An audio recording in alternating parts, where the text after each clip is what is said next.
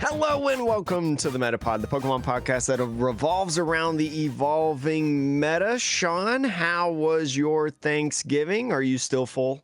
Yeah. No. I mean, I didn't overeat or No. anything. When you're gluten free, the feast is less of a feast, generally speaking. I gotcha. So, but it was good. It was good. It was good spending time with family. So, how about you? I'm still I'm maybe a little bit full. The other day we had a Friendsgiving with some of the friends that we've made in town here in Las Vegas. So I guess I had an extension of it, but finished most of the food by now, right? I'm almost done eating leftovers, thank goodness. No, the leftovers are really good. The whole food was really, really good. I'm so excited that we haven't been cooking really lately. But anyways, pretty good overall. Very thankful for everything. But we've got a lot of stuff to talk about here for you today. Some news that we want to update on in terms of your favorite fast food restaurant. If you're also tired of eating Cooking. Thanksgiving leftovers, yeah, and cooking in general. And then some other updates about some upcoming sets as well. So, and then obviously Stuttgart Regionals coming in, another surging Sparks event was kind of interesting, I think. Very different from the first week, I feel like, at least the top cut. So, Yeah. Sean, where do you want to start first? I mean, let's start at McDonald's. Mm-hmm. It's free money if you can get your hand on a box of these promo packs.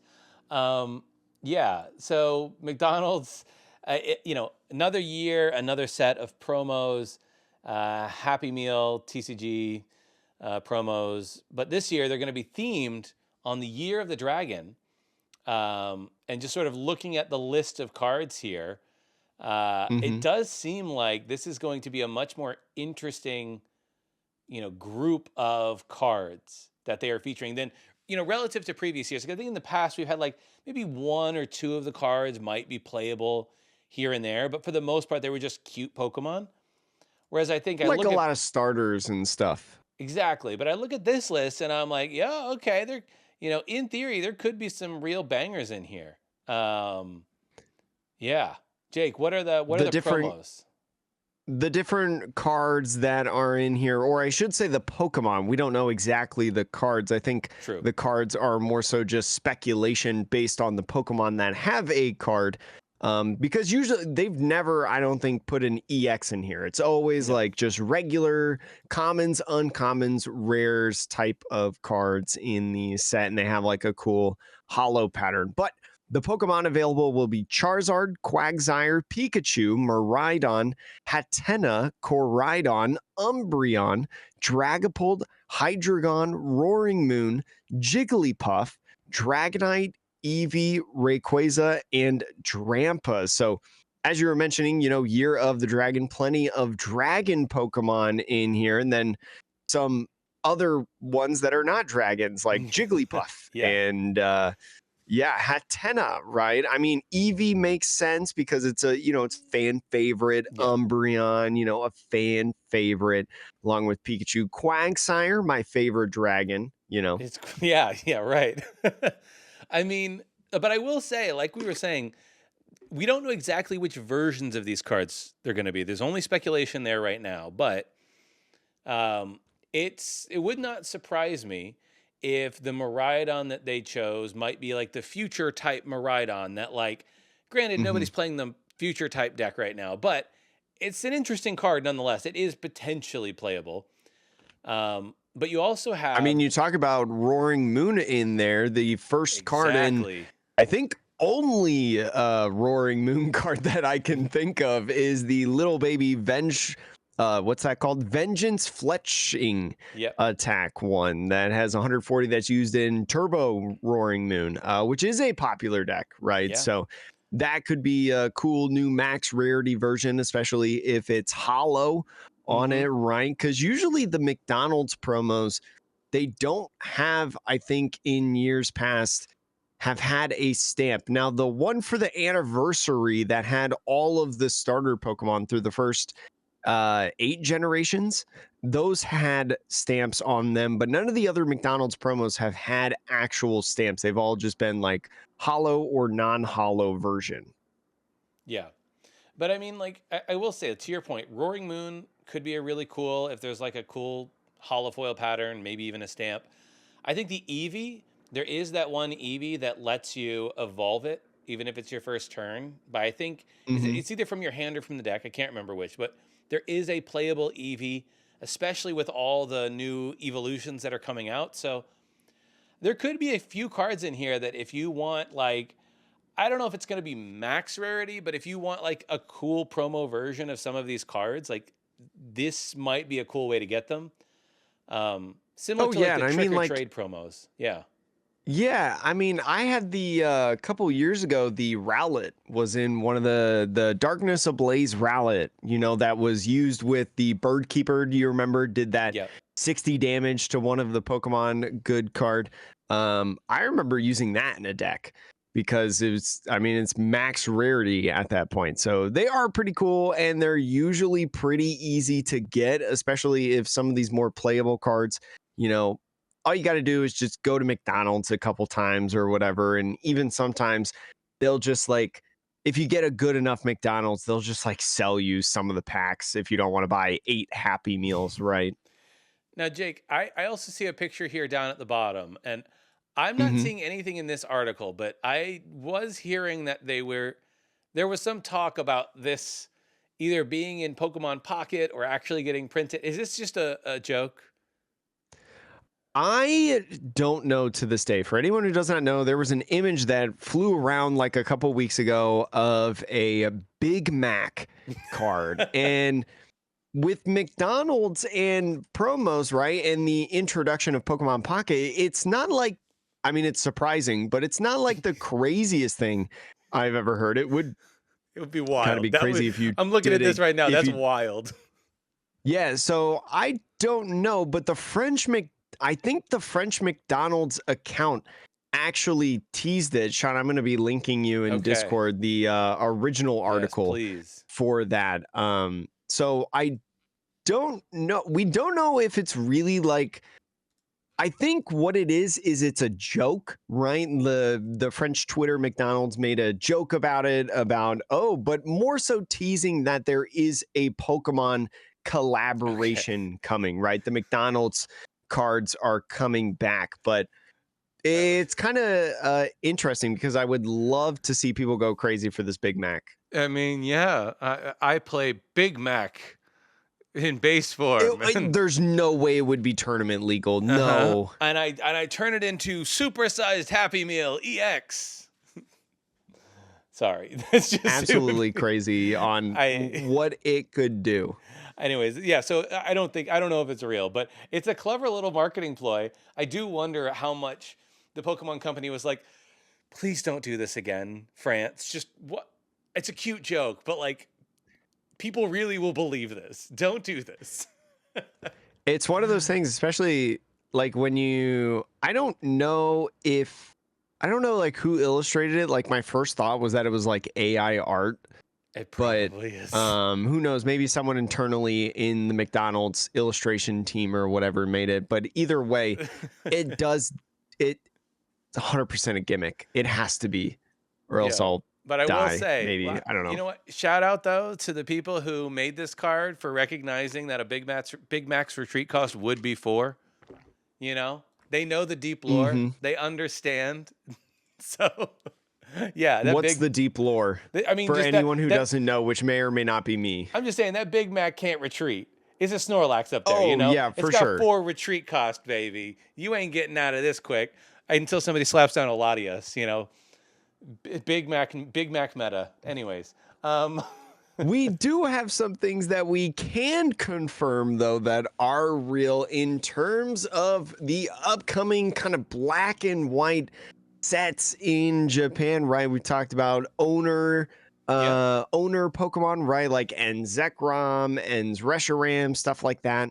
We now have the official dates for Black Bolt and White Flare coming in Japan. It's going to be on June 6. The Dual Sense, we have a little bit of description on it, will feature cards of all 156 Unova Pokemon.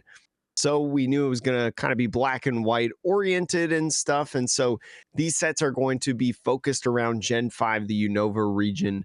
Going to be very, very exciting in here. There are a couple other things that are confirmed in the product listings and things like that that distributors and whatnot have talked about in there. There's going to be deck boxes and card sleeves that feature these 156 Unova Pokemon, as well as having enhanced expansion pack. Similar to like 151, where they're going to have mirrored holofoil cards, which is reverse hollows in English, and it'll basically be centered around that Gen 5 philosophy, right? So Similar to how 151 was all about Gen 1. so yeah, I think that's like the big surprising news is that, you know, we did see owners Pokemon. We don't know whether or not these will be owners Pokemon because the owners Pokemon set is coming out 2 months before this. Mm-hmm. So this is a new thing, Jake, of like a set exclusively devoted to the Unova Pokemon, you know, region. And there is some strangeness about that because, you know, we're getting the game at some point next year, Pokemon ZA, which is going to be set in Kalos, which I guess was Pokemon Z or Pokemon X and Y's region, I believe. Yes, the 6th generation. So the fact that we are getting a set themed not around Kalos, but instead around Unova, is making people speculate though, like, hey, that's kind of strange. Are we going to be getting a tie-in, you know, remake of Black and White maybe that's coming to the Switch? Like, it wouldn't be the craziest thought in the world, especially since we know that a Switch 2 is also coming out next year.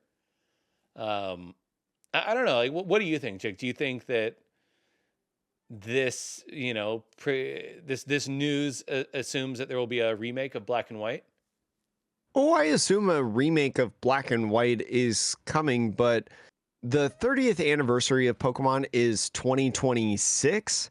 So this, if I had to take a guess, right? If I was a gambling man, which I'm not, I would say that the Black and White remakes would be part of like the 30th anniversary of Pokemon, Mm-hmm. right? So it feels really weird that it would be an entire year early, right? If we go along with that train of thought, especially because, like you were saying, Legends Z through A, right? The upcoming game is all about the next generation, Kalos, right? The X and Y generation. So, yeah, I have no idea. I have no I don't even I don't know. yeah, I just I it's kind mean, of like crazy to just suddenly hear about this and be like, "Oh, I didn't expect this." the only thing I can think of is I think we got the Brilliant Diamond and Shining Pearl remakes. Mhm. We got those the same year that we got a different Pokemon game. I don't know which one. I don't remember if it was Scarlet It was Violet. Legends Arceus, Okay, so we got a I remake. think. We got a remake game the same year that we got a Legends game, and so it's not completely out of the question that they would release another Legends game and another remake game in the same year, theoretically. So I don't know. But to your point, like 30th anniversary though, I think if they're going to re-release Black and White, I think it would be next year because I think they would Mhm. do something different for 30th anniversary entirely. Who I knows what will that is going to say be, but yeah. just did some fact checking. Brilliant Diamond Shining Pearl came out 2 months earlier than Legends Arceus. So pretty much the same time, right? Only a Yeah. couple months apart. So, yeah, I don't know. It's interesting. I think it does lend a lot of credence to the fact that we'll probably get a remake. Now, they haven't made, Mhm. you know, a remade Let's Go Johto or anything like that. They, I want another Let's Go game so bad. That yeah. game was so fun. Yeah. Yeah, they were great. They were excellent games. But it seems like the new series of games takes in a lot of those same design mechanics. So, but yeah, anyways, should be cool. I never played Black and White, so, but there's some cool Pokemon in there, right? Black and White's pretty good in my opinion. It's one of my all-time favorites. Kind of, it was interesting. I'll give you some lore, Sean, and Okay. for anybody else who's wondering, if you've never played Black and White was kind of groundbreaking in Pokemon because it only showcased new Pokemon in the game until like post game, right? You couldn't catch Pikachu, you couldn't catch I'm blanking on like literally every Pokemon. It's Pidgey, Yeah. right? In Route 1, there was like no old Pokemon until you got to the end of the game. So it kind of forced you to play with all of the new Unova Pokemon, which is why there's 156 of them, right? They basically had to build a whole game. So it was really cool in that sense because if you know me, I have a big problem with Generation 2 because it feels like it just piggybacks off Generation 1 and there's nothing unique about it. I'll stand by that. Um, but Yeah. yeah, Gen 5 was really good in that aspect, in my opinion. Yeah, that's interesting. It does make me kind of think like what would they do for the 30th anniversary? Um, it would be interesting if they went back to for the 30th to be like, hey, it's a whole new region that is completely disconnected and you can only catch those new Pokemon there. That would be, and then to your point, like with all the raids and all the other ways you can get the old ones in the game, sure, great. Hmm. But I don't know, maybe they're hinting at something as well for the future of like Black and White. It was a pretty bold move to do that. So I don't know. Just interesting thoughts. I think also Black and White is the only game that I can think of, a mainline Pokemon game that has a quite literal like hard mode Mm. where they basically have like you have to like beat the game, and I can't remember exactly how you get the hard mode unlocked. I think you have to do a specific thing like after the game or something like that, but there is a literal hard mode where it's basically I think it's just like boosted AI Hmm. or CPU, Well, like like boosted CPU. the trainers that you run into are just better. They're smarter. Yeah, the Pokemon have held items and the moves Yeah. are smarter and all that stuff. So it's quite interesting. I want them to remake Black and White so bad. Random question: what number generation is Scarlet Violet? Scarlet and Violet is that Is it that's the Gen current 9? one. Dumb question, Yeah. Is right? that Gen Yeah, 9? Gen 9. Okay, so it's actually not crazy to think that 30th anniversary, you get Gen 10, and what did we have? We had Gen 1, 151, Gen 5, 156, Gen 10.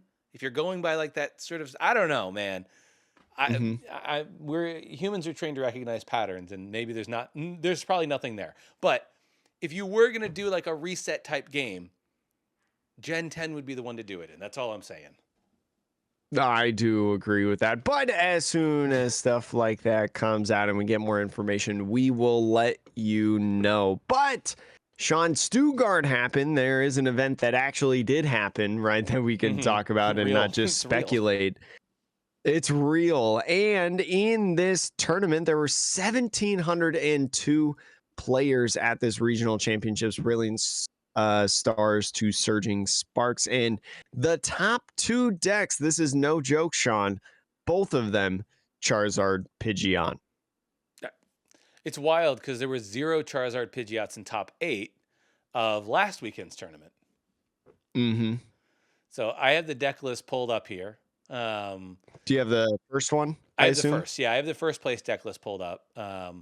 And yeah, for those of you like listening and can't see the deck list or just watching and want to hear me read everything out, for the most part, it's a pretty standard Charizard list. You've got it's a 3-1-2 line of Charizard EX, pretty standard. It has the Duskull Dusknoir line. It's a 2-1-1 line though, so you're not going 2-0-2 and just relying on rare candies. You are playing one Dusclops, either to fix your math or, as we saw against a Goldingo match, to take a sneaky prize on a on a Togekiss before it can evolve because they're only 50 HP. Mm-hmm. Um, then you got your Pidgeot, your Cleffa, your Zard, your Lumion, all the other support Pokemon. Um, Outside of that, Jake, what was the one card you pointed this out to me when we were talking earlier? The one card that you saw in both the first and second place deck that really stood out to you?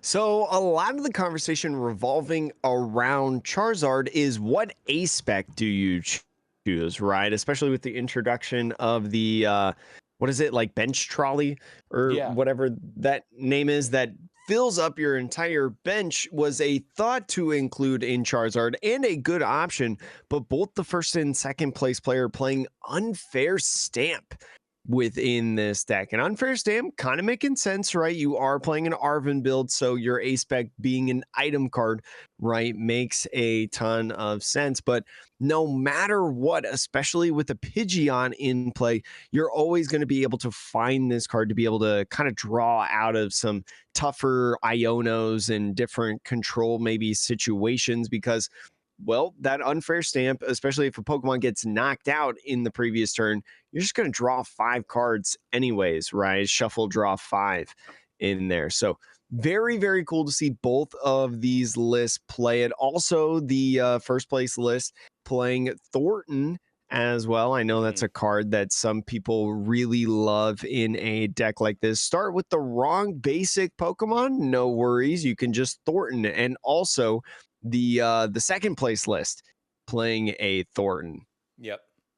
No, it's cool just seeing these like little one-ofs that are searchable via Lumineon or Pidgeot if you really need to. To your point, like if Radiant Charizard is stuck in the active, Mm-hmm. you could just Thornton your way out of that, or you could just Thornton your way out of a Rotom V on the bench. To be frank, Exactly. and Yeah, then you doing can that evolve for it. Rotom or Luminion or anybody. It's a cool, sneaky way too to get into maybe that Duskull or into the Dusknoir line. That your opponent, they Mm-hmm. don't see anything on your bench. You play the Thornton, get a Duskull out instead, immediately go into that Dusknoir maybe because you can evolve now because that Pokemon has been there already. Um, also a cool like way to sneak some plays on your opponent when they don't necessarily expect it. But yeah, the Unfair Stamp though, we talked last week about how hard it is for cards like Iono and Judge and all these hand disruption cards to feel like they stick in this format because you have Pheasantipity, you have if, most of the decks you can just draw tons of cards, a million different Radiant ways. Greninja, very popular Radiant in a lot of Greninja, decks. if you're a Teal Mask, right? Goldengo just draws cards. Like so many of the decks have crazy draw engines that it does feel like Unfair Stamp almost feels like it would work not very well, but I don't know to what degree these players would continue to run Unfair Stamp or not. Like, they won, but like clearly it wasn't a harm to them. But yeah, it's weird. It just seems strange in a Charizard deck when like your main goal should be trying to win as fast as possible, especially getting those Briar turns Mm-hmm. to take those 3 prizes all of a sudden. That Unfair Stamp is the card you play over something like a Prime Catcher, but I don't know. I will say the two deck lists, first and second, were pretty similar in stature, right? I think only 1 or 2 cards off. A lot of that being Pidgey, right? The Mm, second place list running the Call for Family Pidgey as one of the key differences, instead of 2 of the Obsidian Flames Pidgey, adding in mm. a 1-1 split of the 151 to get some basics out, right? Because your setup is so important within this deck, which is one of the reasons that people consider that trolley card a spec. Um, but yeah. Yeah, I mean, I will say so. There's 2 Charizards in top 8, and then Owen Kemmerman and Antoine Boulet, which many of you may know from Twitter as the person who does all of the amazing translations for the community. Tuan Mm-hmm. Lei, that's that person. So yeah, both playing Goldengo though. So Goldengo also having a good showing again. for the second tournament in a row. But Jake, we don't want to focus on those lists. There was 3 decks in particular that sort of caught our eye as like, oh, that's interesting that that made top 8. Um, Hmm. let's start with the third place list, the Palkia Noctowl list. Jake, give us a So rundown.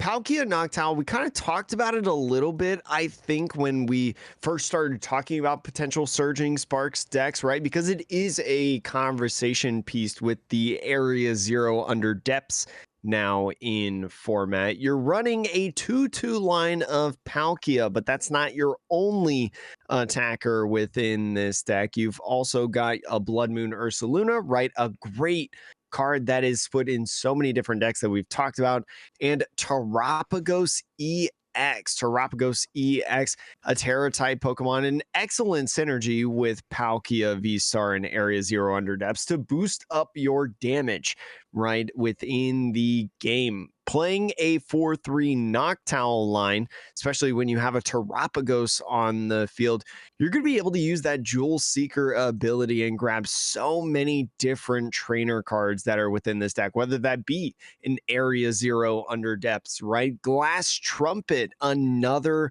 great card to accelerate energies on Terapagos EX, right? You've got a couple other fun little pieces in here that can be found off of things like Irida, right? You have a one of Irida in this list, or even just Noctowl in general, including Energy Switch, right? To be able to move from one to another. And with Star Portal ability, right, you've got so much energy acceleration potential within this deck, whether you use it for concealed cards, Moonlight Shuriken shenanigans, or for your Star Portal Yep. and Subspace Swell attacks. So pretty much just combining Terapagos and Palkia V, right? And instead of something like the whatchamacallit, Dusknor line, Hmm. right, in Terapagos decks. You're sliding in that Palkia V and V Star, adding in some water energies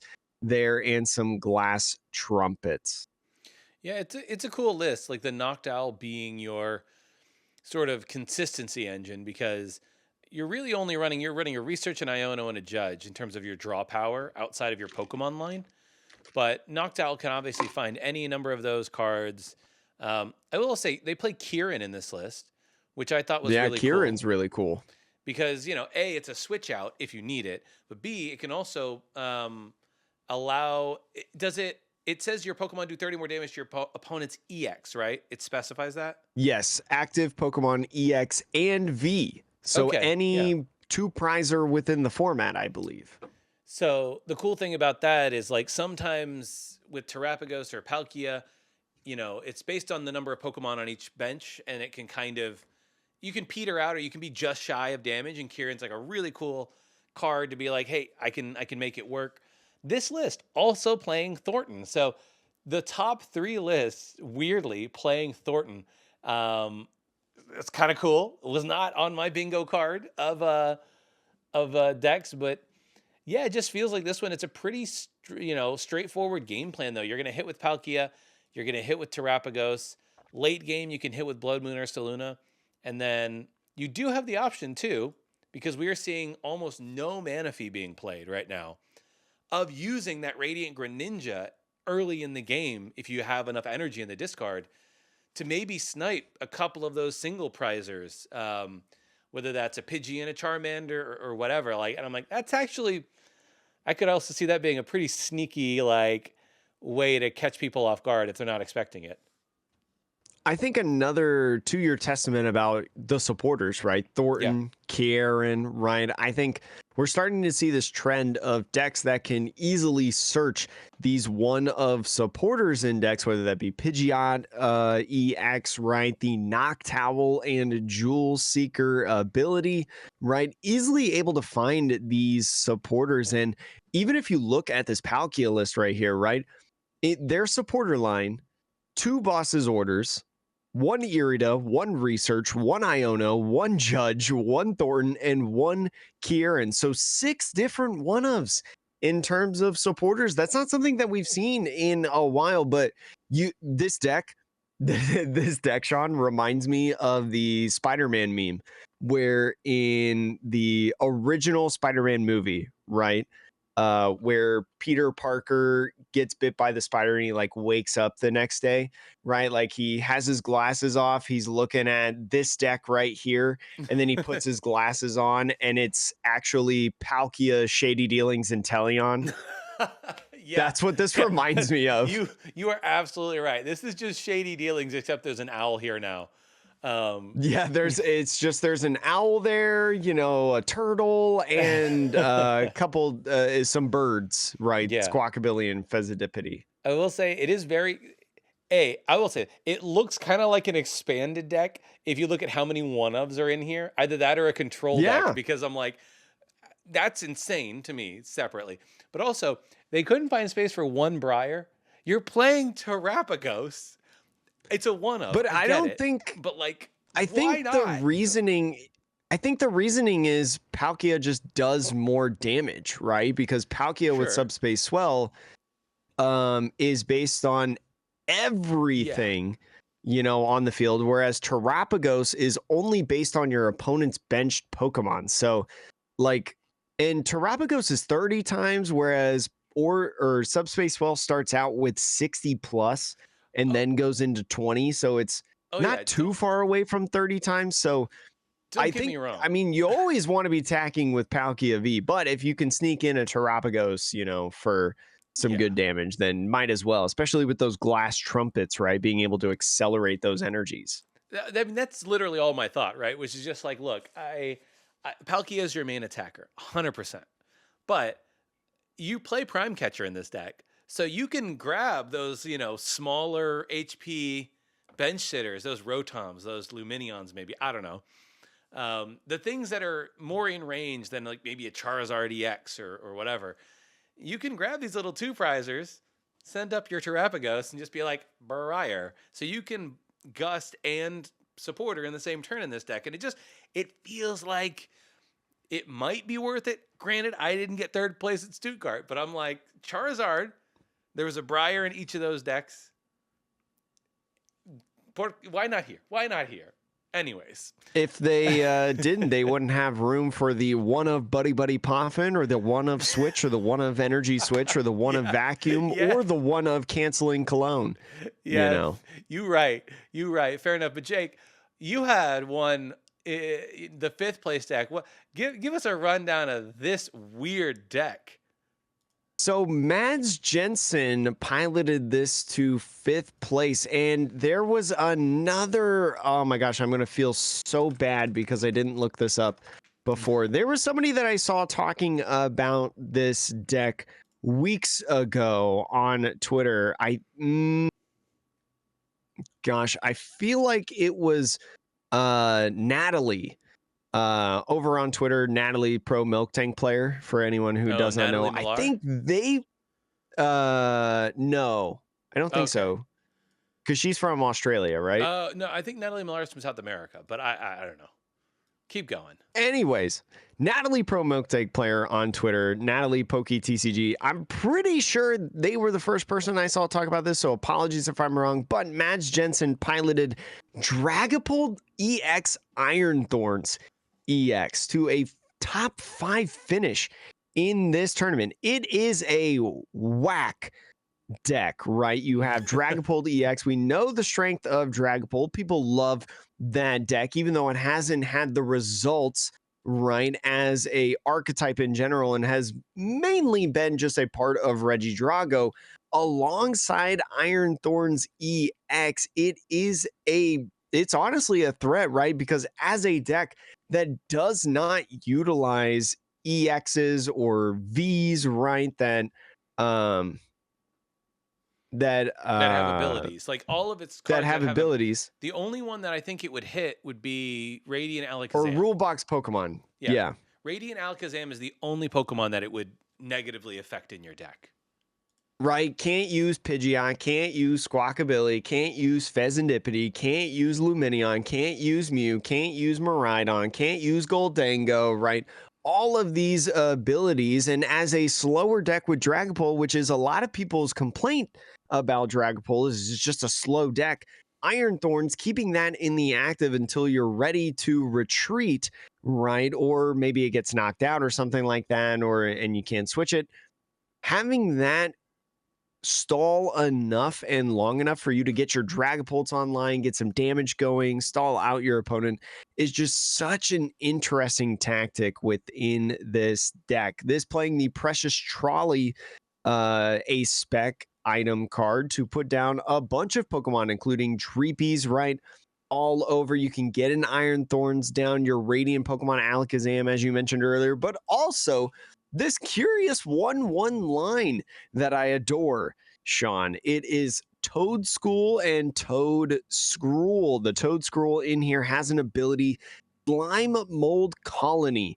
Cards in your opponent's discard pile can't be put into their hand by an effect of your opponent's abilities or trainer cards, Sean. So Night Stretcher Yep. does not work, right? When this Toad Scroll is on the field. Superior Energy Retrieval does not work. Super Rod does not work. So much deterrent in this deck right here to get your Dragapult online and start swinging with it, try to chip those Pokemon, and you can do it kind of fast along with Crispin, a nice Yep. 4 of in this deck.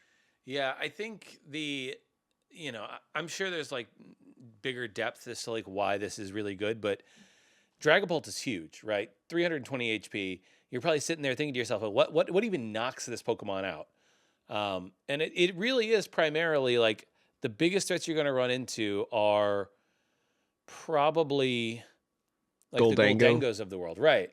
And if they take out one and you've got this Toad Scroll on and all their energy is just sitting in their discard pile, well, cool, you got one knockout, but you're done. You're done. Like that energy is never coming back now. So I did speak ill. You can still use you Super can use Rod. I Super just Rod. realized Yeah. that Super Rod puts it in the deck and not the in the hand. But there was a couple other cards that I mentioned that you can't use. Anyways, Yeah. just wanted to clarify that. No, it's a good clarification. But yeah, like, those one-shot decks are going to have a really hard time doing it more than once, basically. You get one. And yeah, like, it is interesting. Like, it's a weird deck where, like, you do stall your opponent quite a lot because you're playing 4 of the Iron Thorns. So even if your opponent iron bundles, and says, give me something else, you probably have a second Iron Thorns on the bench and you just promote the other Iron Thorns. It's fine. Mm-hmm. And then, yeah, you get your Dragapult out. When you start attacking with the Dragapult, I mean, it does open your opponent up to then use all of those abilities. But I assume the hope there is that by the time they're doing that, they're so far behind in their setup. They're still in their setup phase, in theory, right? Yeah. So it's pretty crazy. Now, I will say only 2 Ionos in the deck. You're primarily relying on Crispin and Arvin as your main supporter. So just the 2 Ionos, which means your opponent probably is going to be building up a fairly large hand of cards since they can't really do a lot early in the game with Iron Thorns. So Mm-hmm. I do think a lot of the strategy of this deck comes down to when do you Iono? Like when they built up their hand, when they look like they will have a response in hand to you bringing the Dragapult up, that's probably when you need to Iono. So I don't know, just the thought of keeping that in mind for the people looking to pilot this deck. Yeah, I mean, your early game is all set up, right? Get your stuff online faster than your opponent. And then once you get that stuff online and your opponent has a slow start or whatever, then you go in, you Iono, you Turo, things of that nature. You play several Pokegears, a full set of Pokegears in this list to find your different supporters at various times, right? So it's a very interesting deck, in my opinion, and very, very cool to see a weird, obscure deck like this hit the spotlight. This is literally like the everybody's YouTube video the next day, right? As soon as this deck is like announced that it got 5th in this tournament, it's like, this got 5th place. This is a top deck in the meta. It's a meta destroyer. Like I can just, I haven't looked on YouTube for the videos, but You I know see the they're there. thumbnails. You see them. Yeah. The only other thing I will call out with this deck, which is a little strange, I guess no, I was gonna say like retreating the Iron Thorns. There's Hmm. really only two options of getting the Iron Thorns out of the active. So also keep that in mind if you're playing the deck. Your two options are Future Booster Energy and Professor Turo. There's a one of each of Yeah. those. If for whatever reason those happen to be both prized, that Iron Thorns is just chilling until it's dead, um, or until you Or attach you four have energy and retreat. Well, no, or you can use three energy because there are three for all I of guess there our is a rescue for it. audio Yeah. only listeners. There's three lightning energies, and with Crispin, right, you only need one lightning energy in order to use Volt Cyclone on Iron Thorns EX. So you can go ahead, you can grab basic lightning and a psychic, right? Because psychic and fire, you have a 4/4 each, and you can easily find like these. And your first turn you attach one energy, your second turn you use Crispin, accelerate one energy, attach the other one from hand, and boom, there you go. Now you have a Volt Cyclone in to attack, That's and true. that Volt Cyclone moves in energy from your Iron Thorns onto another Pokemon on your bench, which could be Dragapult, You know what? You're right, Jake. to help I set that up. was, I don't know why my brain wasn't thinking about like attacking with Iron Thorns, but you're absolutely right. As you're setting up, you're doing 140 damage. Yeah, that's pretty good. Yeah, I mean this deck is This so deck's cool. pretty This deck good. is so interesting in Yeah. that it might not be an exciting deck to play against this. You're probably gonna hate this when you face it at locals, right? Because now your Dragapult players, right, at locals that are being farmed at the bottom tables are now playing a deck that's gonna farm you and put you at the bottom tables. Oh boy. The last deck that we wanted to talk about in this top eight, Robin Schultz piloting a Terrapagos deck, but it was a cloth Terrapagos deck. So for all the people out there who just can't get enough cloth, you know, we got a deck for you. And this credit to the 2018 world champion, right, Robin Schultz, because I think Cloth Terrapagos is not really an accurate description of like it's a very interesting description of what this deck is, because there's a lot of Pokemon that you probably don't know about, right? With the Cloth decks, you know that you've got Mhm. Cloth, right? One of your main attackers in here with that unhinged scissors. And you got a couple different ways of poisoning Pokemon, right? You got Brew Bonnet in here to be able to do a little bit of poisoning along with like binding Mochis, things of that nature. Petron gives the Yep. ability to do some poisoning as well, along with that Hisuian Electrode V. But alongside that, you have some pretty new, interesting cards within this deck. One being Latias EX, right? Yeah. Playing all basic Pokemon in this deck. Latias EX makes sense, being able to give anything free retreat on the field. You also in here play a Genesect, oddly enough. So the Genesect in here has Ace Nullifier. If this Pokemon has a tool card attached, your opponent cannot Hmm. play any Ace Spec cards from their hand. Ace Spec cards, great in the game right now. That's why you're only allowed to play one in your deck. So getting this guy a tool card early, right, especially with the Precious Trolley Ace Spec, and attaching one of your, quick math, 3, 6, 9 tool cards that Yeah. you have in the deck, you've got a pretty good shot like turn one, especially in an Arvin build, right? You can literally go ahead, grab Precious Trolley and the tool card that you're going to attach to your Genesect after you play Precious Trolley, put that down. But also, let's say you can't find Arvin from your Precious Trolley. Sean, Orangaroo V, what the heck is this card? That's a good question. It has an ability, back order.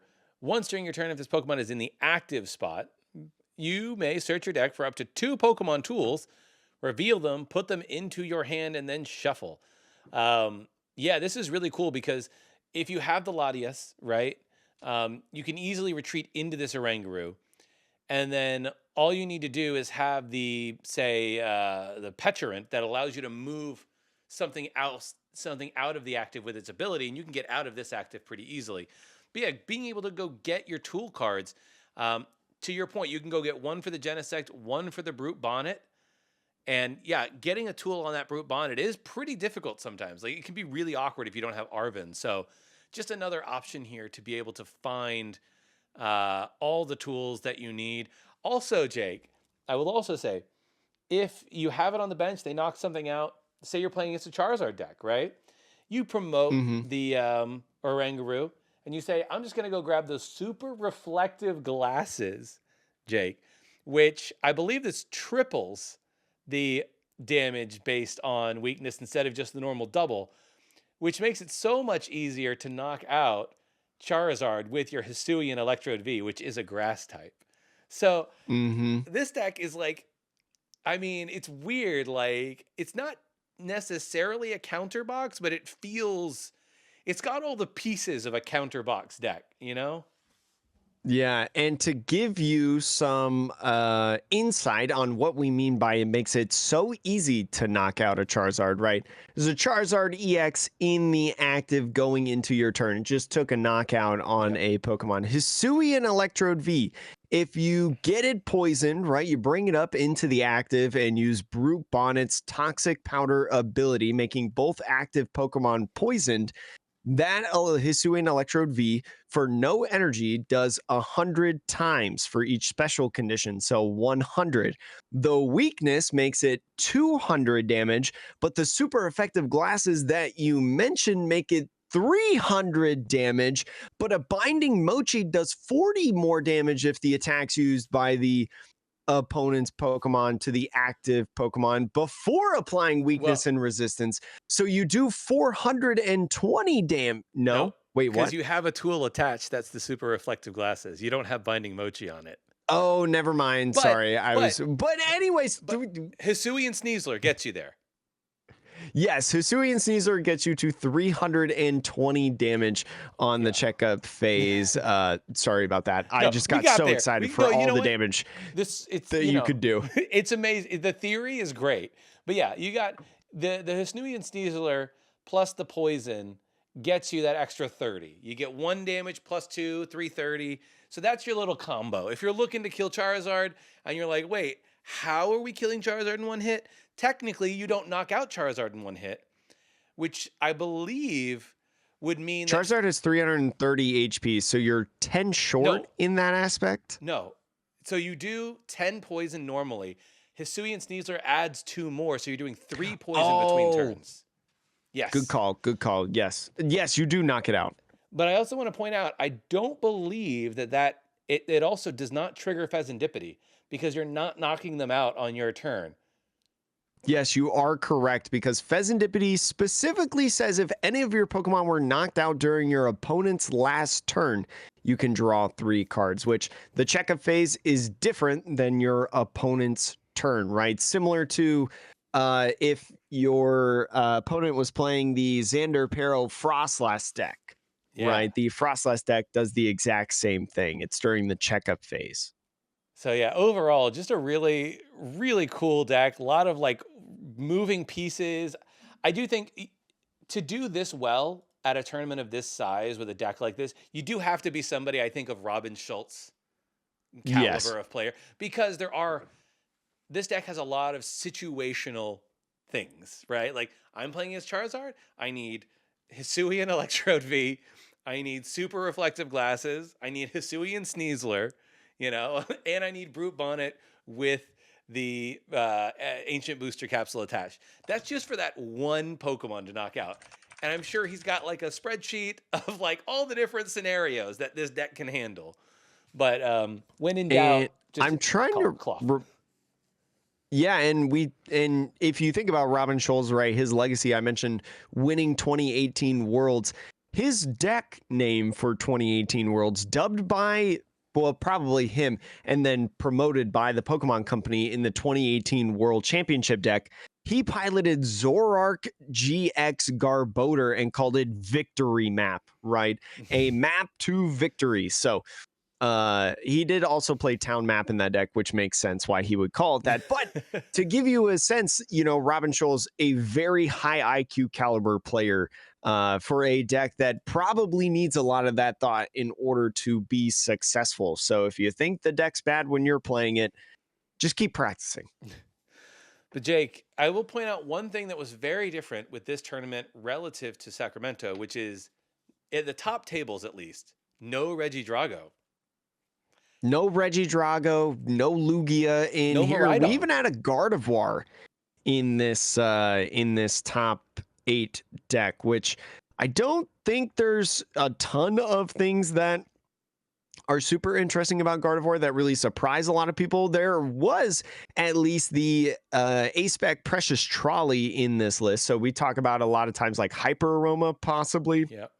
But Precious Trolley, I think, makes a lot of sense again for an Arvin deck because you need those Ralts down on the field to be able to use it. But also using another card, Sean, do you have the list pulled up? I could pull it up. Yeah, here, give me a second.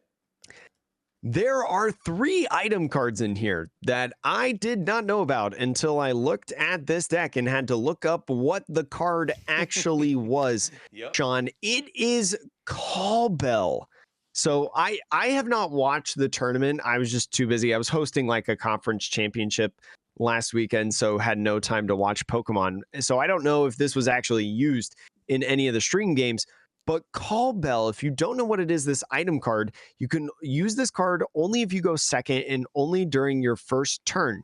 You search your deck for a supporter card, reveal it, put it into your hand, then shuffle your deck. So basically, in automatic, like turn 2, be able to get whatever supporter you want, right? Which is probably a lot of times Arvin, which is get your Precious Trolley. Yep.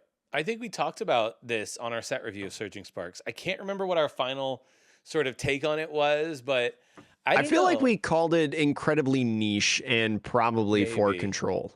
Yeah, we might, but I mean, it's only good on the first turn going second. That's the only. So it Yeah. really is battle VIP pass for a supporter. I can't remember what we said about it, but it does make a lot of sense if your entire setup is based around a supporter. And if once you have that supporter, you don't necessarily need, that deck space for other stuff, because similar to Mewtwo, to Mew VMAX, once you have all of your Mew and Genesect out, it's fine that your Battle VIP pass is useless, right? It's done its job. Mm-hmm. Similarly for Call Bell, if you're playing Precious Trolley, I do think it might become a card where if you're gonna play a Precious Trolley deck, where you're gonna try to fill your whole bench out turn 1 and that's your goal, this might become like a 3 or a 4 of in those decks, just because the value it gives you, it's going to pay dividends for the rest of the game. Like you in theory, if you have 3 of these and 4 Arvins, or 7 cards in your deck that are trying to do the same thing, you should always start with one of them mathematically, almost always. And another great thing about Call Bell is you can, if you already have Arvin in hand, right, to grab your Precious Trolley, to grab all these different things, but your hand is dead for the rest of the way, you can Call Bell for something in the next turn. And if your hand is trash and you're Call Belling for an Arvin, right, that forces your opponent to use a hand reset of some sort, like Iono or Judge or something like that in these decks, which if your hand was bad, it just got a supporter, then you're probably going to draw a better hand in that situation of the game. So kind of has like multiple depths to it that I think is really interesting. Plus, it also thins out the Call Bell. I don't know why I'm pointing over here when my camera's over here. It thins out the Call Bell from the deck. So then if they do, you never draw back into it. Yeah. No, I mean, it's a cool card. And in a deck like Gardevoir, it's also an easy card to throw away in the late game, right? Because it's like, oh, I'm going to use Curly or something. Fine, So yeah, very, very cool, like little additions there to the Gardevoir list. But overall, it's still, we're seeing like bits and pieces of Surging Sparks, bits and pieces of what was the name of the Stellar Crown? Like Terapagos is seeing some play, so fair enough. But for the most part, it's still like largely the format is being dominated, I think, by older archetypes. And, like it's still just I think it's a strange time where in the TCG where it's like between now and rotation, I don't know if there's going to be a really big shakeup. in the meta, but it's just strange. Like I can't remember the last time when two sets came out and it felt like there wasn't one major archetype that emerged as like a completely new thing. I can't remember. I completely agree Yeah, with that.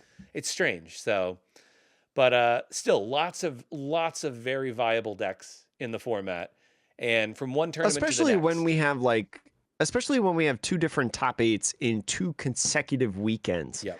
We didn't even mention how Miraidon's not even in Yeah. this top. Not Right? there. Miraida got first and second last week, and now we got Charizard. It's kind of a wild time. It is. So it does kind of feel like, hey, what deck should I bring? What's the best in the format? It's like, bruh, I don't even know. There's like 8 decks that could win a tournament. Just you pick one, and be really good at it. It's one of those things that we say, like when you're choosing a deck that you want to play, right? Especially for people who are maybe newer to the card game or newer to the tournament structure, right, of the card game. Just pick whatever deck you feel most comfortable with, right? That's probably going to be the one that you do the best with. And I think now, as you're mentioning, now is a great time to do it, because when you play a deck, right, it is impossible to build a deck that counters everything. You're going to have to take a loss to something, right? That's just how it is. And then it's going to be all about who you get paired up with, right? Do you get paired up with your auto loss for 3 straight rounds and you go X3 drop, or do you dodge your auto loss all day because there are so many different decks within the format that people are playing? Right? It's kind of a roulette of sorts along with your skill. So just play whatever deck you're most comfortable with, whether it's at locals or whether it's at your local cup, challenge, the regional down the road or whatever, because that's probably what you're going to get the most enjoyment and the best result out of. Yep. Wise advice. Yeah, we've been playing card games for a while. I will say that the meta in the proper TCG is much healthier than TCG Pocket. That's all I'm going to say. Yeah, I don't even want to get started on that. The new you don't have to flip. I should ask you: have you 100%ed the Venusaur event yet? I haven't yet. I'm 2 wins away from doing 20 wins on the final tier. And that's the last gosh. One. So I've done 20 wins on the final. 2 away from 20 wins. I can barely log in, man. I have to wait because it's on a timer and I've used up all the extra things. So like I basically have to wait another 24 hours and then I can do the last 2. But yeah, we got our Mew. I got my Mew, my my fancy Mew. Oh yeah. Yeah, I have yet to get that because I'm just bad. No, it's just I feel like it's an interesting game. I find myself wanting more ways to like interact with it, but the meta is so bad with all the coin flips. Yeah, battling sucks. That I'm like, battling sucks. Like the game itself runs great, but having to actually play when you just feel like you're conceding constantly if you go first or if it's just, I don't know. They got some tweaking to do with some of the new cards coming out because I think they might lose a lot of the players that are not down to just flip coins to see if they win. That's not very competitive feeling. I'm part of that group in a sense. I do love. Actually, no. I'm starting to hate. I take that back. I take that statement back. I'm starting to hate opening packs. Oh, because it just feels like you get nothing, and you're like, why bother? Yeah. And you know what? As much as I love the Komiya Golbat, right? Yep. Like alternate art in that game, I don't need 6 of them. Bro, Jake, I have 6 of them. I haven't pulled 1 of that one, but I pulled 7 of the Charmander. Yeah, it just it's random. Tell the game to figure it out and give me some stuff that I don't have or something. I don't need 6 of them. Yeah. I should be able to dust them for the pack currency to be able to craft the cards. I don't want to use it on Flare. I don't care about Flare. The card already has Flare. It's an alternate art. It is true. You're right. So, yeah, it's will be interesting to see. I think, a new set is going to come out. I think a mini set's supposed to come out in a week or 2. So maybe Jake and I will do a little, now that we know what the game is like and what the meta is, maybe we'll be more informed and we'll do something on the YouTube channel, but we'll see. We'll see. But either way, thank you so much for listening to the Metapod podcast, the Pokemon podcast that revolves around the evolving meta. I now have two cats trying to get my attention. My name is Jake. That's Sean. I look forward to seeing you again in the next episode, and we'll treat your ears, I guess.